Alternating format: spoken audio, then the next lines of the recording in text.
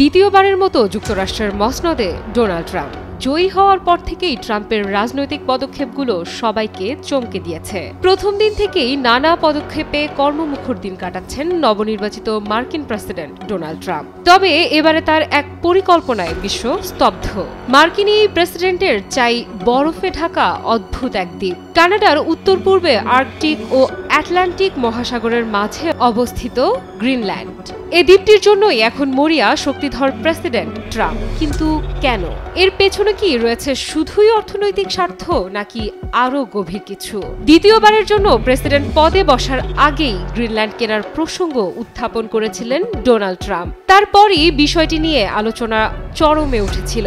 সম্প্রতি ট্রাম্পের সঙ্গে ফোনে কথা হয়েছে ডেনমার্কের প্রধানমন্ত্রী মেট ফ্রেডেরিকসনের। প্রায় ৪৫ মিনিট ট্রাম্প ডেনমার্কের প্রধানমন্ত্রী মেট ফ্রেডেরিকসনের সঙ্গে যে আলোচনা করেছেন তা চমকে দিতে পারে গোটা বিশ্বকে।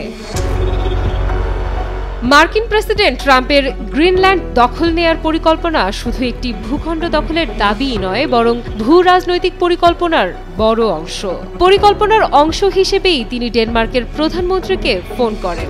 ফোন কলে স্পষ্ট জানান গ্রিনল্যান্ড তার পরিকল্পনা বাস্তবায়নের জন্য অত্যন্ত গুরুত্বপূর্ণ। কিন্তু মেট ফ্রেডেরিকসন তার এ প্রস্তাব নাকচ করে দেন। তিনি সাফ জানিয়ে দেন খনিজ সম্পদে পরিপূর্ণ দ্বীপটি বিক্রি করার বিষয়ে তারা মোটেও আগ্রহী নয়। আর এ কথাতেই চটে গেছেন ট্রাম্প। ক্রমেই তিনি ক্ষিপ্ত হয়ে ওঠেন এবং আধো স্বায়ত্তশাসিত দ্বীপটির সম্পূর্ণ দখল দাবি করেন। ফিনান্সিয়াল টাইমসকে নাম প্রকাশে অনিচ্ছুক এক প্রশাসনিক কর্মকর্তা বলেন, ট্রাম্পের কথায় কাঠিন্য ছিল, অনেক শীতল কণ্ঠে তিনি কথা বলে যাচ্ছিলেন। গ্রিনল্যান্ডের ভৌগোলিক অবস্থান, খনিজ সম্পদের প্রাচুর্য ও ভূ রাজনৈতিক বিবেচনায় হয়তো এর দখল চাচ্ছে যুক্তরাষ্ট্র। এর আগেও ট্রাম্প গ্রিনল্যান্ড কেনার কথা বলেছিলেন ২০১৯ সালে। এজন্য সামরিক শক্তি প্রয়োগের কথাও জানিয়েছিলেন তিনি। কিন্তু কেন এতটা বেপরোয়া হয়ে উঠলেন ট্রাম্প? রইল সে প্রশ্নের উত্তর। গ্রিনল্যান্ড পৃথিবীর এমন একটি দেশ যার অধিকাংশ এলাকা বরফে ঢাকা এবং এর বড় অংশ এখনো অনাবিষ্কৃত। কিন্তু সেখানে রয়েছে প্রচুর পরিমাণে দুর্লভ খনিজ পদার্থ ও খনিজ তেল। ২০২৩ সালে ডেনমার্ক সরকারের একটি রিপোর্টে খনিজ উত্তোলনের সম্ভাবনার বিষয়ে বিস্তারিত উল্লেখ করা হয়েছে। কপার, আয়রন, কোবাল্ট, নিকেল, লিথিয়ামের মতো খনিজে ঠাসা এই বরফাবৃত এলাকা।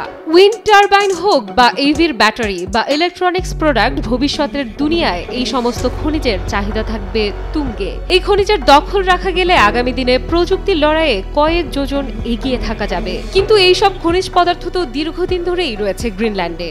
এই সম্পদ নিয়ে হঠাৎ করে এখন কেন এত আগ্রহ তৈরি হচ্ছে?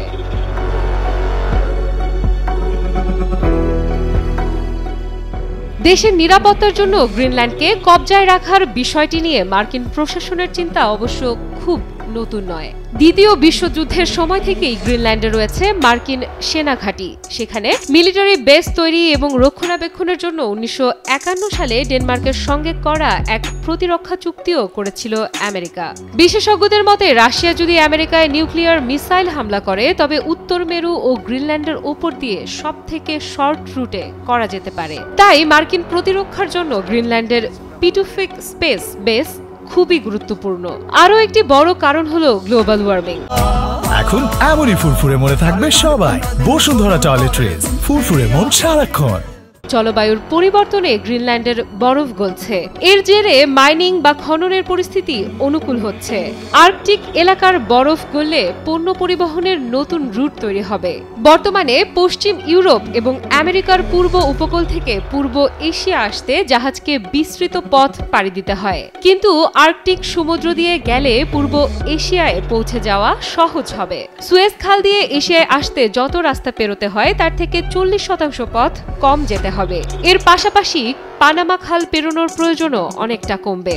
আর্কটিক কাউন্সিলের রিপোর্ট অনুযায়ী গত এক দশকে আর্কটিক রুট দিয়ে জাহাজের যাতায়াত ৩৭% বেড়েছে।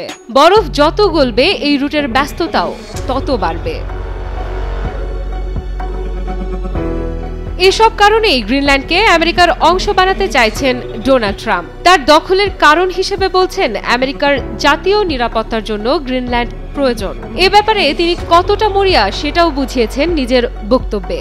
সেজন্যই অর্থনৈতিক নিষেধাজ্ঞা বা মিলিটারি পাওয়ারের মাধ্যমে গ্রিনল্যান্ড দখলের সম্ভাবনাও উড়িয়ে দেননি। বিশ্বের বৃহত্তম আইল্যান্ডের নিয়ন্ত্রণ নেয়া ডোনাল্ড ট্রাম্পের ভাষায় অ্যাবসলিউট নেসেসিটি।